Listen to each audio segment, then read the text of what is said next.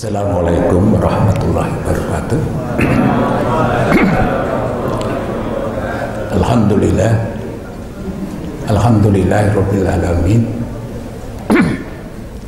Wassalatu wassalam ala asrofil anbiya'i wal mursalin wa ala alihi wa ashabihi ajma'in. Rabbi shrah li sadri wa yassir li amri wahlul 'uqdatam min lisani yafqahu qawli, amma ba'du. Bapak-bapak, ibu-ibu, dan saudara-saudara sekalian yang saya hormati dan yang saya muliakan, alhamdulillah bahwa pada pagi ini kita bisa mengadakan kajian, dan kajian tema yang akan kita ambil tadi refleksi tentang hijrah. Kata hijrah itu berasal dari bahasa Arab yang memiliki makna meninggalkan, menjauhkan, dan berpindah tempat. Kalau dalam perspektif sejarah, yakni hijrahnya Rasulullah dari Mekah ke Madinah. Kenapa hijrah? Karena pada waktu itu Rasulullah beserta sahabatnya menghadapi persoalan dari kafir Quraisy yang penuh dengan ancaman dalam berdakwah, ya, penuh gangguan. Jadi di Makkah itu Rasulullah titik tekan dalam dakwah itu masalah tauhid. Kita bisa bayangkan, ya, orang kafir Quraisy yang dulunya itu menganut kepercayaan tertentu, ya, kemudian Rasulullah ingin merubah dengan tauhid. Ya. Tentu ini satu persoalan yang tidak mudah. Oleh karena itu Rasulullah mendapat tekanan, ya, termasuk dari keluarga besarnya Rasulullah sendiri. Nah, itu kalau dalam arti kita lihat historisnya. Maka tujuan dari hijrah tersebut adalah untuk mempertahankan dan menegakkan risalah Allah yang berupa akidah dan syariat Islam. Dalam konteks ini beberapa ulama mengartikan hijrah sebagai keluar dari darul kufur, tempat kekufuran, menuju darul Islam atau tempat keimanan. Oleh karena itu umat Islam diwajibkan untuk melakukan hijrah jika diri dan keluarganya terancam dalam mempertahankan akidah dan syariat Islam. Jadi tadi saya katakan titik tekan dakwahnya itu adalah di akidah. Akidah itu secara bahasa adalah aqoda yaqidu. Artinya apa? Artinya ikatan. Ikatan. Ikatan kita kepada Allah itu namanya akidah. Kalau ikatan kita sama kita sering menyebutnya dengan apa? Akad.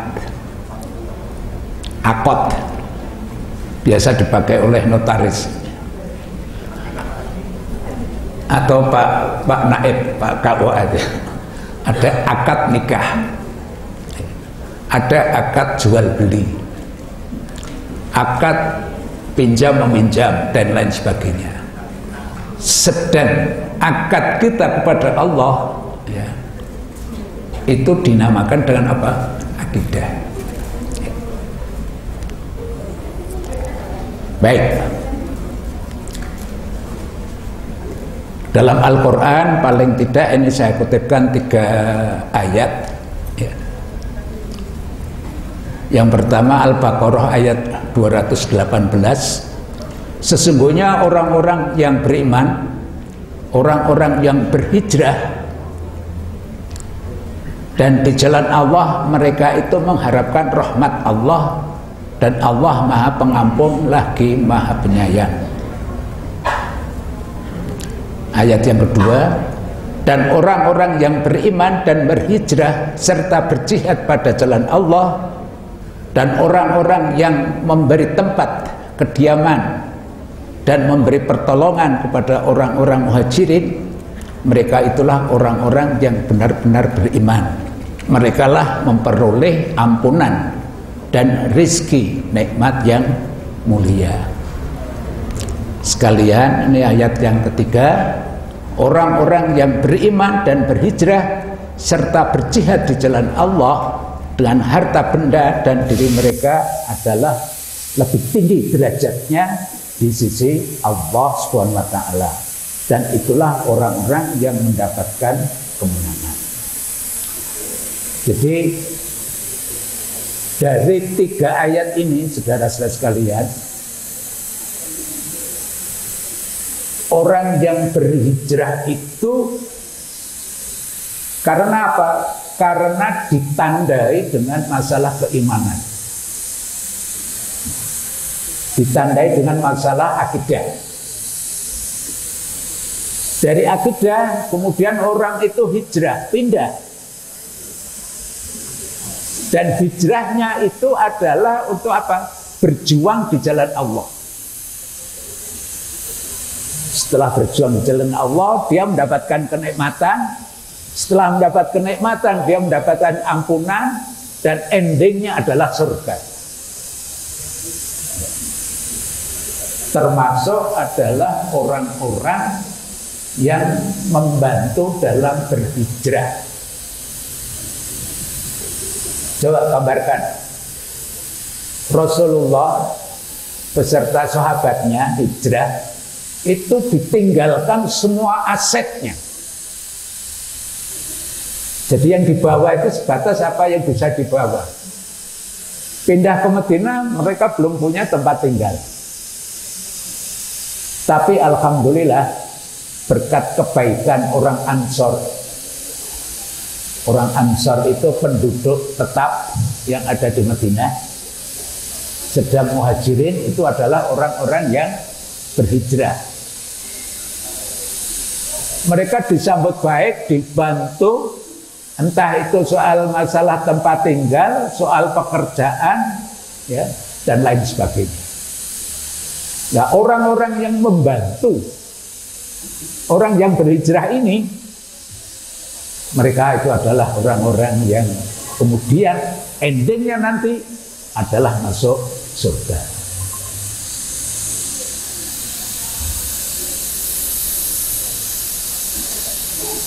Jadi esensi berhijrah, hijrah itu harus dilakukan dengan niat karena Allah, dan tujuannya adalah untuk meraih rahmat dan keridhoannya.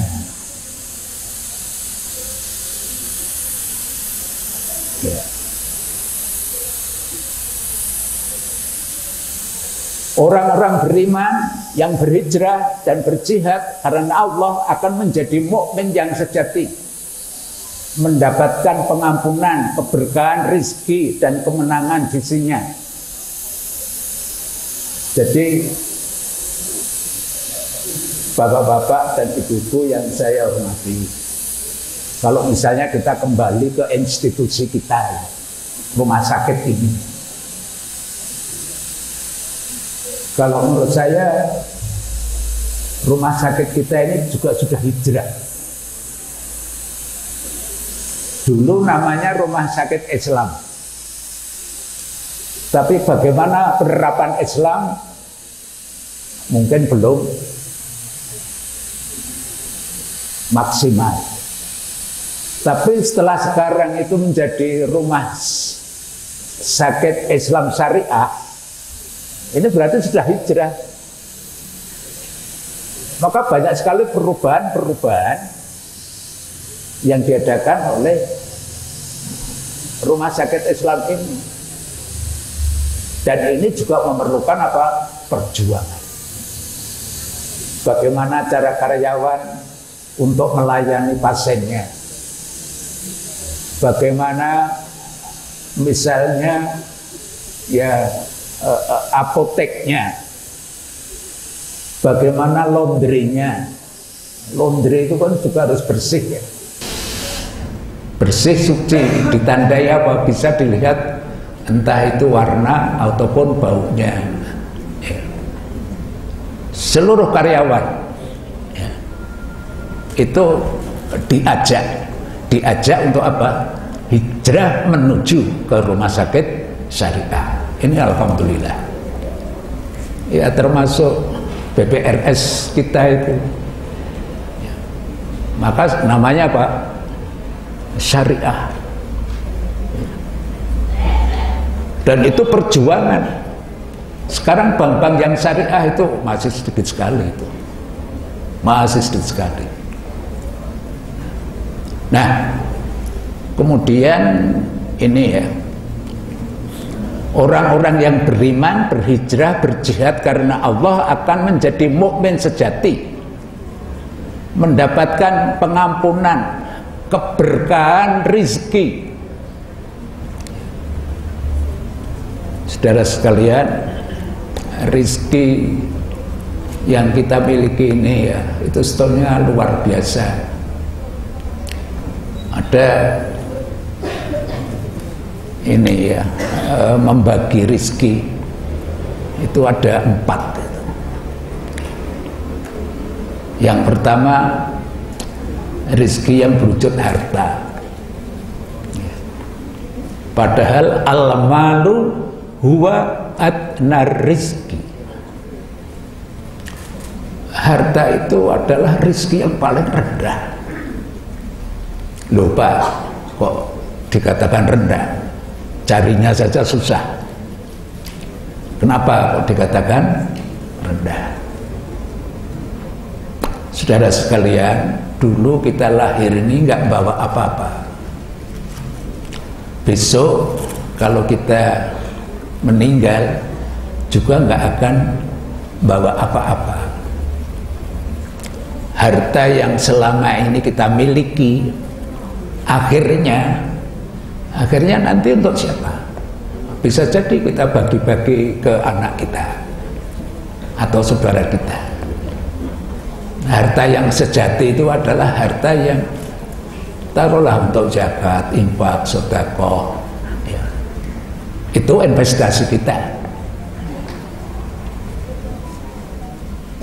Tatkala kita mempunyai harta, ya, ini untung kalau anak kita nanti itu nggak berantem ya. Di Islam itu kan pembagian itu kan ada 3 ya. Satu, yang pertama itu adalah hibah. Hibah. Harta yang kita miliki, kita hibahkan misalnya untuk anak-anak kita. Dan hibah itu harus adil. Entah itu perempuan, entah laki-laki, diusahakan sama. Ya adil memang tidak harus sama. Ya sepadan lah. Rasulullah itu kalau boleh, ya, seandainya saya itu diperkenankan, saya itu kalau masalah pembagian itu yang putri akan saya kasih lebih banyak. Tapi Rasulullah tetap adil antara putra dan putri. Hibah itu diberikan sebelum orang itu meninggal. Ada lagi istilah wasiat. Wasiat itu kan diberikan sebelum orang meninggal juga. Nanti kalau saya mati, saya mempunyai wasiat apa? Nah, syukur wasiat itu tertulis. Biar tidak apa? Biar tidak menimbulkan masalah. Lain halnya kalau yang namanya warisan. Warisan itu diberikan setelah seseorang itu apa? Meninggal. Kalau orang sudah meninggal, ya, tapi yang harus dicatat almarhum atau almarhumah itu mempunyai hutang atau enggak? Kalau mempunyai hutang, oh dahulukan itu, bayar dulu hutangnya. Syukur dengan aset yang ditinggal. Baru setelah selesai warisan itu dibagi. Itu pun pakemnya juga sudah jelas. Laki-laki dapat 2 bagian, perempuan dapat 1. Ya. Nah, dan akhirnya apa? Kita mati itu nggak akan bawa apa-apa. Kemudian rizki kita ini ya, al-afiyatu hiya a'la rizki. Kesehatan itu adalah rizki yang tinggi. Ya. Maka panjenengan-panjenengan ini semua patut berbahagia. Karena apa? Berusaha untuk menjadikan orang itu sehat. Ya. Coba kalau kita lihat di rumah sakit kita ini saja. Kalau ada orang ngantar pasien keluarganya, itu kan wajahnya kan wajah-wajah orang punya masalah ya. Dan itu lahir batin. HD itu sekarang sekali berapa? 1 juta? Berapa itu? Ya memang variatif ya. Berapa? 945 ya. Di daerah lain bisa sampai 2 juta itu. Coba kalau seminggu 2 kali, itu kan sudah 2 juta ya. Kalau 1 bulan 8 juta. Nah, PNS itu gajinya berapa? Ada tetangga saya itu cuci darah itu sampai 15 tahun. Untung dia itu punya apa? BPJS. Kalau nggak punya, Masya Allah. Ini baru 1 HD. Kalau misalnya saya ini diminta, Pak Muhtar, mbok sampean itu buta saja Pak, nggak bisa melihat Pak, tak kasih 10 miliar, mau nggak Pak Muhtar? Jadi nanti jalannya tuh sambil pakai apa itu, tongkat putih itu ya. Apa ada di antara kita 10 miliar tuh ini, tapi nggak bisa melihat ya. Itu baru berapa onderdil. Lah di tubuh kita ini ada berapa organ, dan itu ya, dan itu baru ya kesehatan yang berwujud fisik, belum kesehatan yang berwujud apa? Jiwa. Saya sangat prihatin sekali kalau ada satu keluarga yang salah satunya itu mempunyai sakit jiwa. Ya. Wah, itu prihatinnya luar biasa itu. Jangankan sakit jiwa, anak yang autis. Saya punya teman itu, dari bangun tidur sampai mau tidur lagi itu harus ada yang jaga. Kalau nggak jaga, nggak dijaga, wah itu ya, bisa keluar dari pintu, wah bisa. Maka pembinaan, alhamdulillah, kerohanian di rumah sakit gini ini enak ya. Tapi kalau pembinaan keagamaan di rumah sakit jiwa, kami pernah mengadakan ya pengabdian 3 bulan itu. Wah, yang namanya juga orang bermasalah. Tapi saya nggak tahu kenapa kok rata-rata pasiennya itu apa? Anak muda juga. Biasanya narkoba. Ada malah calon dokter. Mbak, sampean kok di sini kan? Iya Pak, saya masih kuliah, saya di kedokteran Pak. Masya Allah. Ada yang S2. Ngapa Mas di sini? Saya di sini istirahat, Pak. Istirahat di rumah sakit ya. Ya pembinaan keagamaan yang sederhana-sederhana saja. Mas, coba siapa yang masih hafal adzan? Oh, banyak yang angkat tangan. Saya Pak, saya coba adzan ya turut. Mbak masih ingat wudhu Mbak? Masih Pak, coba wudhu turut. Jadi kalau diajak bicara itu aja ya nyambung, ya enak. Tapi ada mas-mas, Pak saya kan wudhu sudah hafal Pak, nanti saya ngimami ya Pak. Wah pusing. Wah kalau ngimami nanti kalau jamaahnya bisa ya. Ini jadi al-afiyatu hiya a'la rizki. Kesehatan itu rizki yang tinggi. Yang ketiga, ini saya selingi sedikit ya. Yang ketiga adalah solihul abna huwa afdolur rizki. Anak yang soleh adalah rizki yang utama. Cuman masalahnya adalah bagaimana menjadikan putra putri kita itu menjadi anak yang soleh dan soleha. Ini yang tidak mudah, perlu perjuangan. Saudara-saudara, anak yang soleh itu bukan investasi kita di dunia saja, tapi nanti investasi kita sampai di akhirat. Ada satu hadis yang mengatakan begini, ada orang yang semula itu posisinya ada di neraka, tapi kemudian kok berubah, bisa pindah tempat ke surga. Maka orang itu terheran, ya Allah, kenapa ini semua bisa terjadi? Dalam hadis itu disebutkan apa?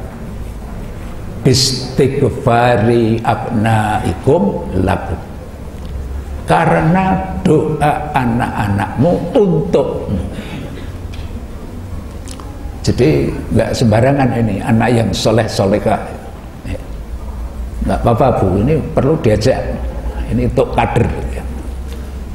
Dibiasakan ya. Jadi anak yang soleh ya. Dan yang keempat adalah waridallah huwa tamamur rizki. Ridho Allah itu adalah rizki yang sempurna. Ridho Allah, apapun yang kita miliki, tapi kita ridho.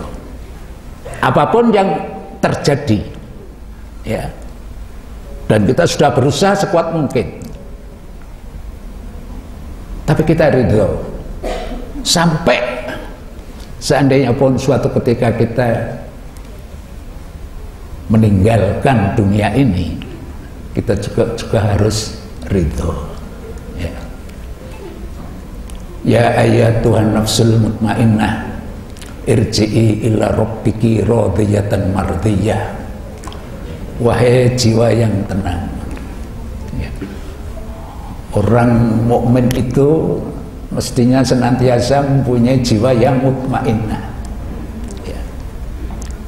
Nah kalau Allah sudah memanggil irji'i ila rabbiki, pulanglah kamu kepada Tuhanmu ya. Radiyatan mardiyah, kita ridho, Allah pun ridho. Fadkhuli fi ibadi, bergabunglah pada hamba-hambaku yang taat. Fadkhuli jannati, dan masuklah surgaku yang telah ku sediakan. Jadi itu rizki.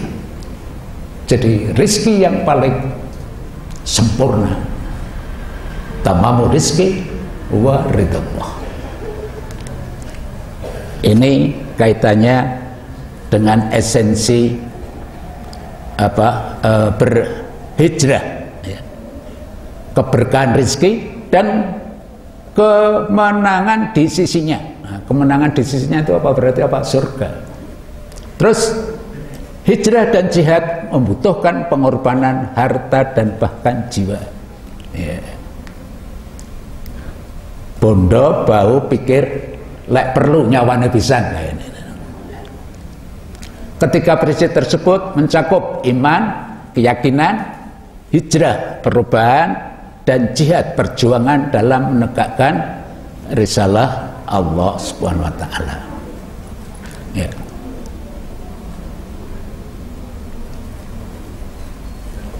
Ya, sebelum ini ya. Jadi berangkat dari keyakinan ya, kita menginginkan perubahan dan perjuangan. Sampai sekarang itu, saudara sekalian, agama kita, agama Islam, termasuk umat Islam, itu masih banyak tantangan. Bukan saja di zaman Rasulullah, di sekarang pun itu banyak sekali persoalan. Coba yang kemarin itu ya terjadi di Prancis itu ya, seorang pemuda umur 17 tahun ya, itu yang ditembak itu kan anak keturunan dari Aljazair itu ya. Dia seorang Muslim itu masih 17-an tahun gitu ya. Gara-gara ditembak itu Prancis jadi geger itu. Ya. Karena apa? Ya mungkin karena faktor agama juga faktor ras. Itu kan kerusuhan meluas, toko-toko dibakar, sekolahan, tentang fasilitas umum, sampai bingung itu Prancis itu. Ya. Itu yang terakhir. Dulu saudara-saudara sekalian di Denmark itu Islam dihina, dakwah Islam dihina itu. Dalam film Nonsense of Muslim ya. Jadi menurut majalah Jylland Posten di Denmark itu ada film yang dia merekrut para aktor aktrisnya. Kita akan bikin film yang menggambarkan Mesir 2000 tahun yang lalu. Sponsornya orang Yahudi ini, donaturnya. Nah, setelah film itu didubling dalam bahasa Arab, ternyata apa? Ternyata isinya itu mengkisahkan Rasulullah yang sangat-sangat negatif. Rasulullah digambarkan apa? Ya. Yang pertama, Muhammad itu tak patut diteladani. Dan juga ya, Muhammad itu adalah seorang yang playboy. Wah, ini kan ngeri sekali ya. Karena apa? Karena Rasul itu mempunyai istri lebih dari satu.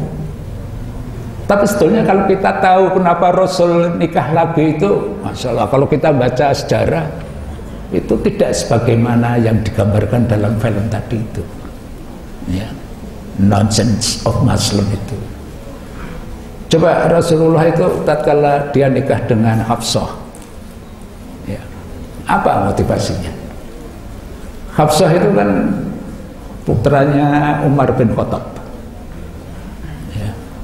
Tatkala dia menikah, nikahnya belum lama juga, tapi suaminya meninggal karena jihad fisabilillah dalam peperangan.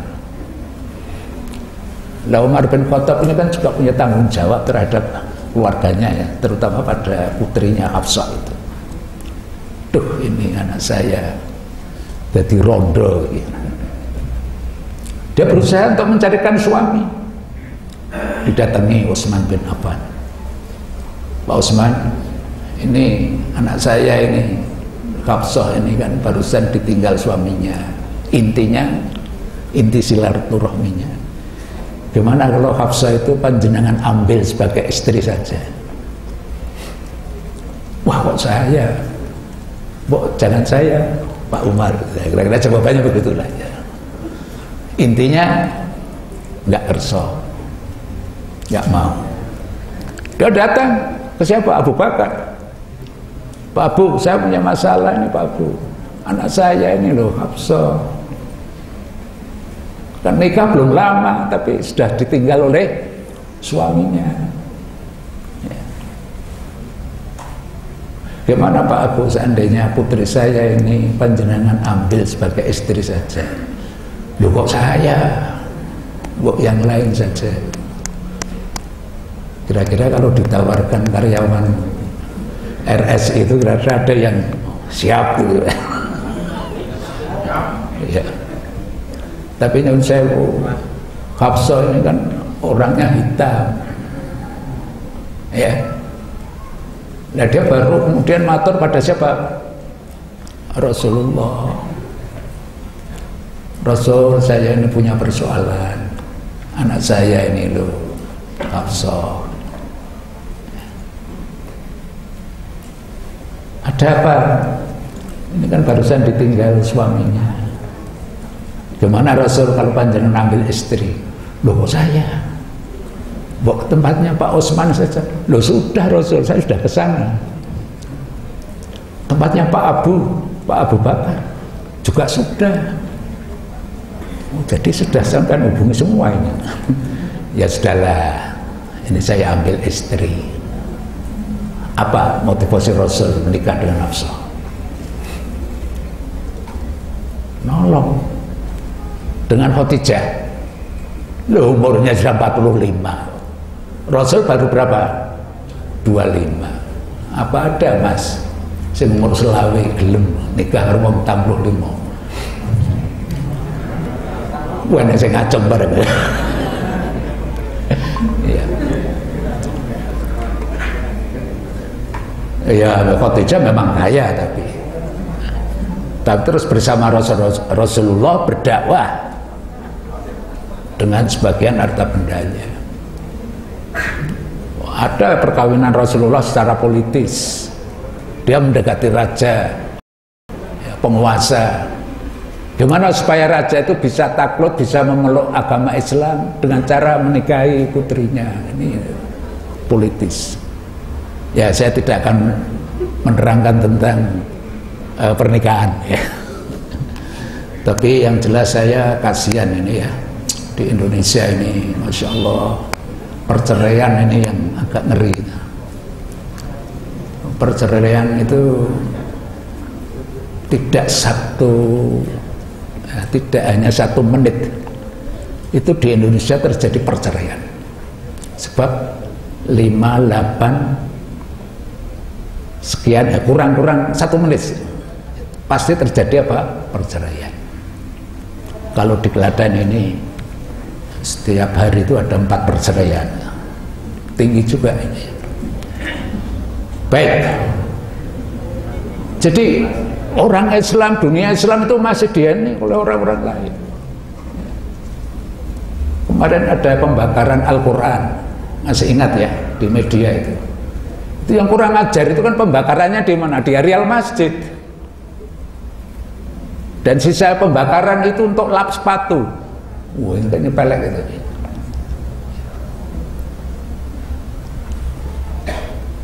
Ya. Dulu di Inggris ini Pak, ada buku ditulis oleh seorang profesor. Judul bukunya apa? The Reading the Death of God. Sebuah bacaan tentang kematian Tuhan. Wah, ini mungkin Anda tanya. Tapi juga ada profesor dari Indonesia, tempatan pada waktu itu Pak Ruslan Abdul Ghani, datang ke Inggris menemui penulis buku tersebut. Ya. Tuan kok menulis buku The reading the death of God. Sebuah bacaan tentang kematian Tuhan. Loh sekarang kuburannya di mana Tuhan? Loh sudah ditulis dalam satu buku. Judulnya apa? Kuburan Tuhan. Nah ini Tuhan yang mana ini? Ya. Tuhan yang mana? Jadi di Inggris itu sekarang juga sudah ada Pak, penguasa-penguasa yang Muslim, ya. Gubernur, wali kota, ya. Ya. Alhamdulillah, pemain bola pun juga ini ya. Nah, lo kalau di Indonesia dulu juga ada tahun 65 itu, G30S itu, saya masih kecil. Mungkin banyak panjenengan yang belum lahir. Waktu kecil itu saya sering lihat ketoprak. Ketoprak lakonnya apa? Patine Gusti Allah. Ini kan kurang ajar. Jadi ya itulah pelecehan, penghinaan terhadap apa? Islam.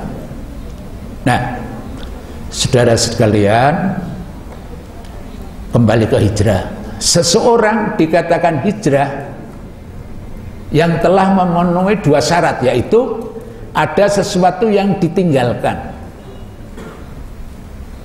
terus ada sesuatu yang dituju.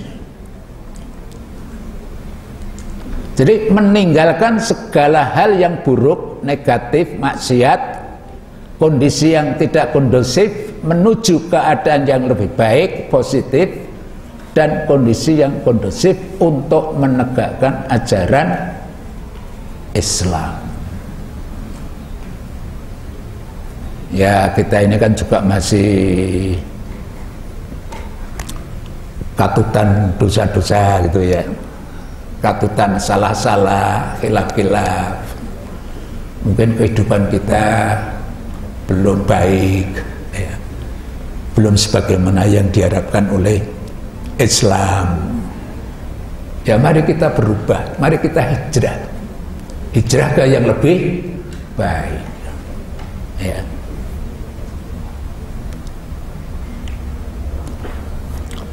Ya, macam-macam hijrah, makaniyah dan maknawiyah. Makan itu tempat, kalau maknawiyah itu makna. Hijrah makaniyah yaitu meninggalkan suatu tempat. Beberapa jenis hijrah makaniyah, contoh hijrah Rasulullah dari Mekah ke Habasyah. Ini saat itu memang Rasulullah tidak ikut hijrah ya. Yang hijrah itu yang dipimpin oleh Utsman bin Affan. Habasyah itu Ethiopia kalau sekarang itu ya. Jadi dakwah zaman Rasul itu sudah sampai kemana? Sudah sampai ke Afrika, sudah sampai di Ethiopia. Yang didakwai siapa? Itu seorang raja, namanya Najasyi. Dia seorang penganut Nasrani. Ya, setelah Utsman beserta orang-orang yang hijrah di Habasyah ini, ya, singkat cerita mereka itu apa? Diterima ajarannya. Ya. Sebab di situ tuh juga banyak ahli kitab. Ahli kitab itu orang yang mempunyai apa? Ya, kitab-kitab sebelum Al-Quran. Sebab pada waktu itu kan Al-Quran belum ada.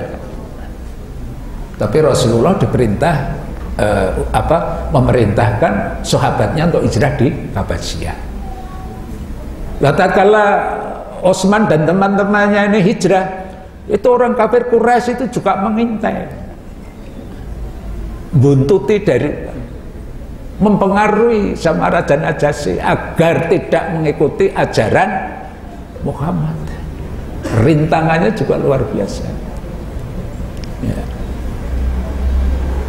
Kemudian hijrah Rasul ke Taif itu juga banyak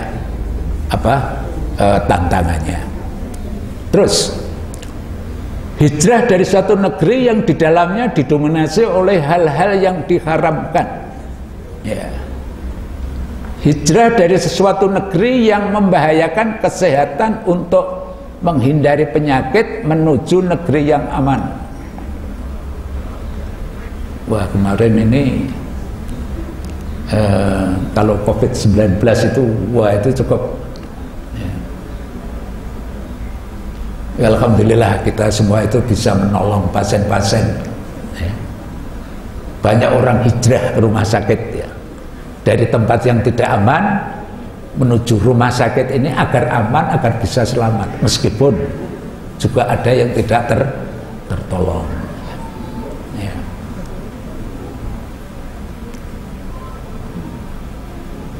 Hijrah dari suatu tempat karena gangguan terhadap harta benda. Hijrah dari suatu tempat karena menghindari tekanan fisik, seperti hijrahnya Nabi Ibrahim alaihissalam dan Musa ketika beliau khawatir akan gangguan kaumnya. Nabi Ibrahim itu kan sampai diusir bapaknya. Karena apa? Karena mempertahankan tauhid. Loh, bapaknya Ibrahim itu Azar namanya ya, itu kan produsen patung ya, patung yang disembah oleh masyarakat pada waktu itu. Lalu dia produsennya kok mau ya, mau merusai, mau ngobrak-abrik Tuhan yang diciptakannya, Tuhan patung maksud saya. Akhirnya apa? Nabi Ibrahim apa? Hijrah. Nabi Musa ya, tatkala Nabi Musa lahir itu kan raja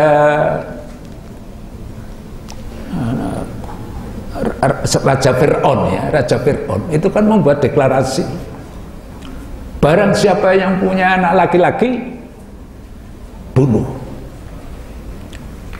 Nah, ide ini datang dari mana? Dari para pembisiknya. Para pembisik Fir'aun itu, ini begini Pak Fir'aun, nanti kalau ada anak laki-laki lahir kemudian besar menyaingi panjenengan, wah kekuasaan panjenengan bisa hilang. Oh gitu ya. Jadi terus saya langkah apa yang saya ambil? Ya sudah, sekarang kalau ada bayi laki-laki lahir bunuh saja. Nah saat itu tatkala ada pengumuman semacam itu, Nabi Musa lahir. Nabi Musa lahir oleh ibunya itu lahir disembunyikan di satu tempat. Al-Muwallidahnya, perawatnya nggak boleh bicara. Pokoknya kamu jangan sampai bilang sama kerajaan, sama Fir'aun. Ya. Akhirnya selamat, bisa lahir. Tapi ibu Musa itu khawatir juga. Wah ini nanti kalau ada infeksi, wah pasti ketahuan bayi saya mungkin akan dibunuh. Nah kemudian kan digelontorkan, dikelek ke kali itu ya, Sungai Nil itu ya. Tapi tatkala dialirkan ke sungai itu dikawal oleh kakaknya. Dia punya kakak putri, dikawal terus ya. Ya. Ibu-ibu mungkin tanya, lah itu terus makannya gimana gitu, sing nyusoni sopo gitu ya. Ya. Tapi dikawal terus oleh kakaknya, sehingga akhirnya ditemukan istri-istri raja yang lagi mandi di sungai tersebut ya. Kemudian dientaskan, dibawa, diperlihatkan sama Fir'aun. Istrinya minta supaya anak yang satu ini, yang cakep ini jangan dibunuh. Diizinkan ya, diizinkan ya sudah, nggak apa-apa. Sebab apa? Istrinya tadi itu nggak punya keturunan. Nah sampai soal bagaimana makannya ya, bagaimana menyusuinya, Didatangkan orang-orang yang barusan lahir, barusan melahirkan untuk memberi ASI, ditolak sama Musa. Dicari sudah berapa orang, ditolak. Kemudian apa? Kakaknya Musa tadi itu mengharapkan,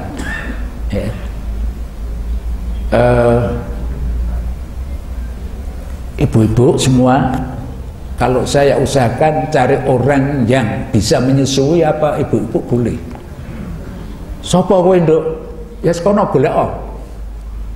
Nah setelah itu ibunya sendiri dihadirkan di istana, di kerajaan.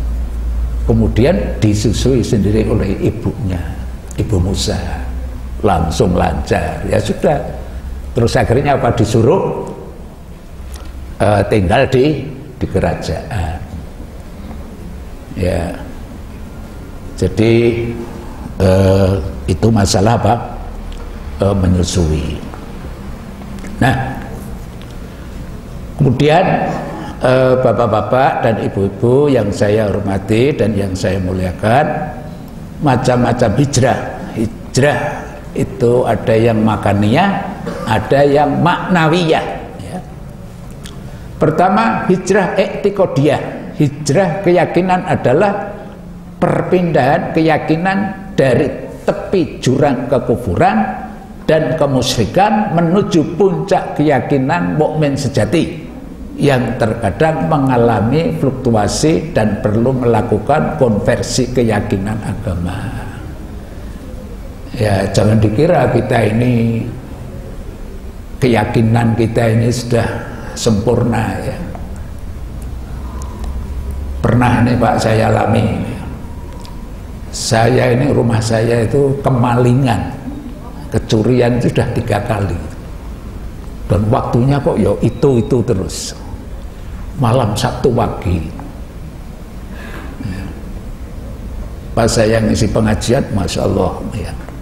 Ya ketepatan di depan ada toko kebobolan, banyak dagangan yang apa diambil lah pencuri.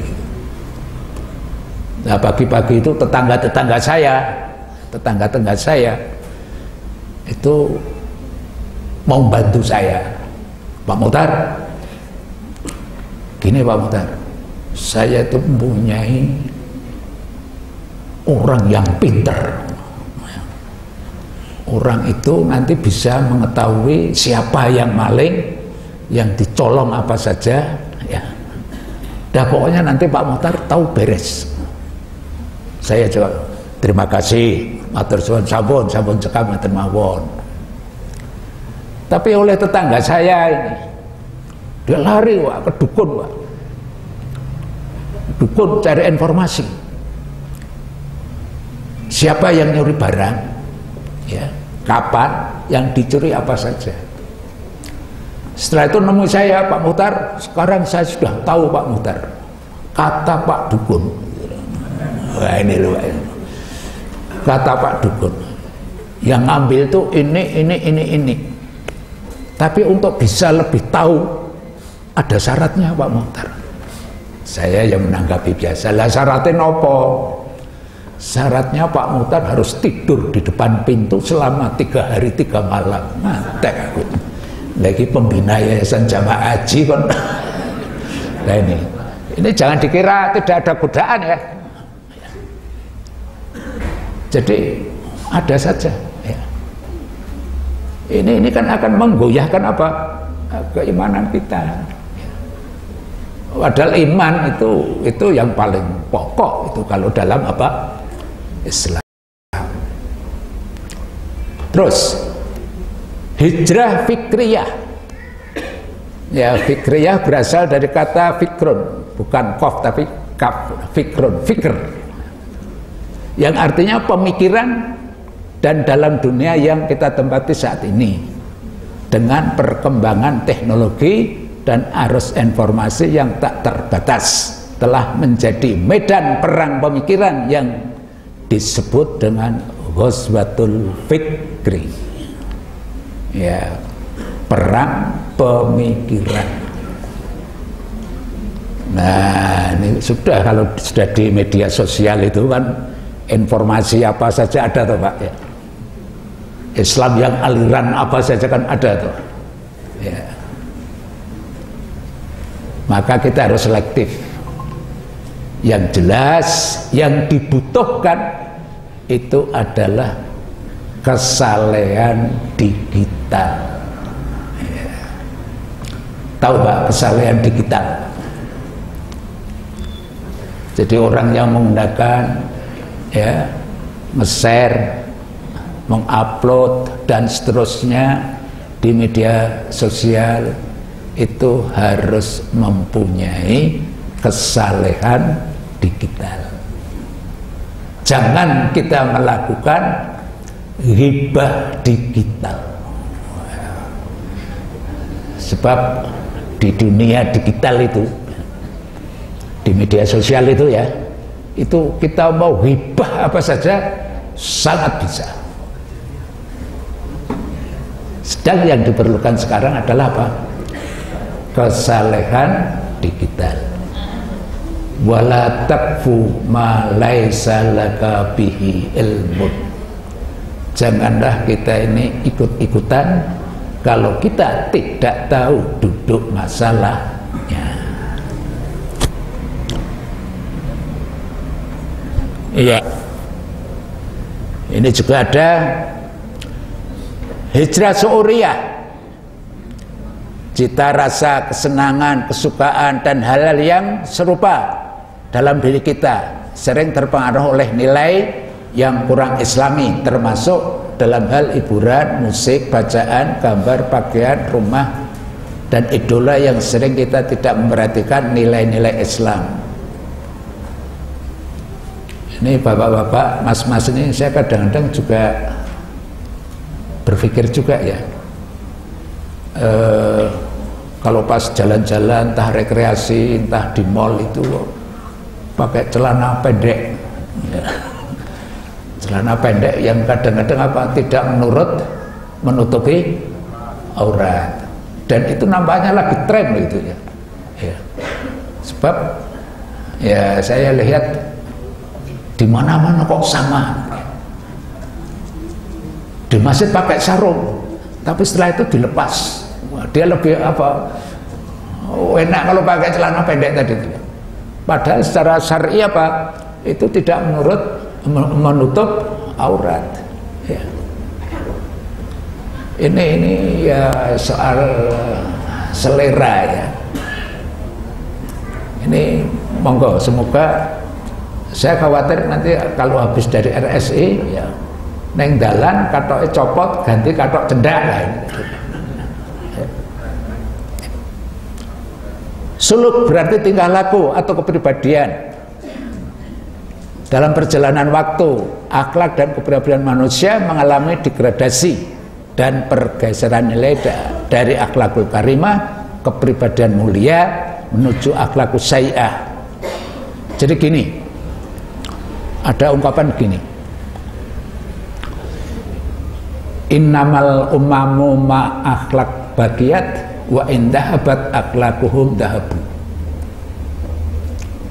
Satu bangsa itu akan dihormati, akan dihargai oleh bangsa lain selagi bangsa tersebut masih berakhlak, masih bermoral ya.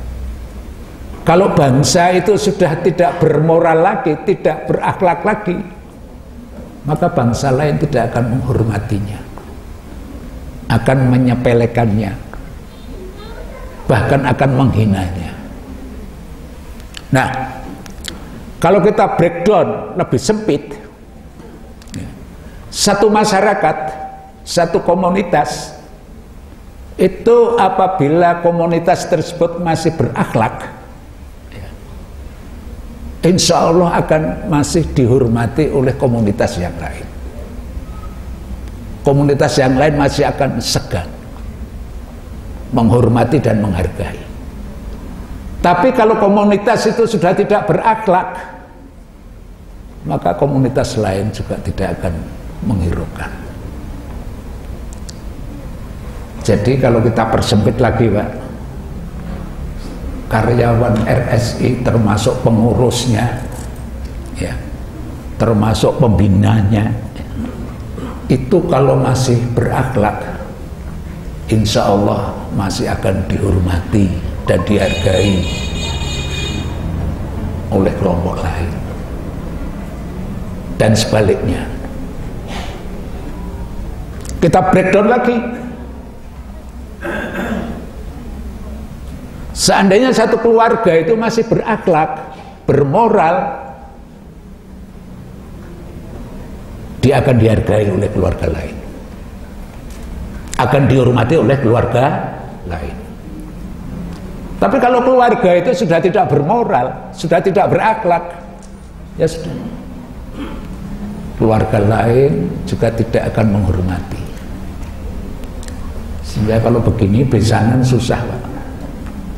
Ya. Dan seandainya kita breakdown yang lebih kecil, seandainya diri kita ini masih bermoral, berakhlak, kita akan dihargai oleh orang lain, dihormati oleh orang lain.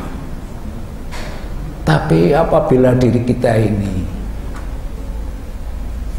akhlak sudah lepas, tidak lagi mempunyai moral, kita akan dihinakan oleh orang lain juga.